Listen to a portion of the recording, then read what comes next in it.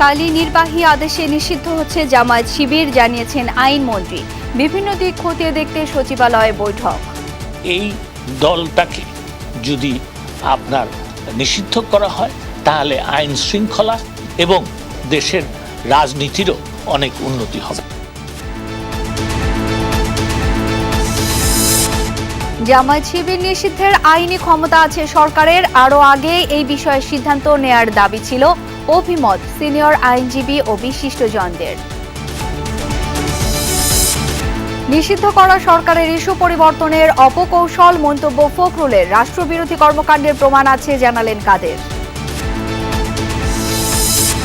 আন্দোলনে গুলি বন্ধ এবং সমন্বয়কদের মুক্তি চেয়ে রিটের দ্বিতীয় দিনের শুনানি। এত সহিংসতা ও মৃত্যু খুবই দুঃখজনক মন্তব্য হাইকোর্টের। যে মানব প্রাণগুলো যাচ্ছে সেগুলোকে এখানেই থামানো যাক, আর যাতে একটুও রক্ত না পড়ে, যেন এই গুলিটা থামানোর চেষ্টা করা হয়। আমরা আমাদের সন্তানদের রক্ষা করার জন্য এসেছি। হুলিগান ভ্যান্ডালিজম চলেছে, তাদেরকে উৎসাহিত করার জন্যই কতিপয় ব্যক্তি রিট ফাইল করেছেন। কর্মসূচি ঘিরে অবুঝ শিশু হারানো পরিবারগুলোতে বর্ণহীন হাহাকার।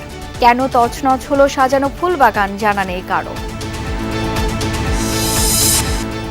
সহিংসতায় নিহতদের স্মরণে সারা দেশে শোক পালন। শনিবার পর্যন্ত সকাল 7টা থেকে 13 ঘন্টা কারফিউ শিথিল। কাল থেকে স্বাভাবিক সূচিতে ফিরছে অফিস। সাইবার হামলার ঝুঁকিতে দেশ, টার্গেট বিদ্যুৎ, টেলিকম, ব্যাংক সহ গুরুত্বপূর্ণ ওয়েবসাইট। ভিপিএন ব্যবহারে বাড়ছে হ্যাকিংয়ের শঙ্কা।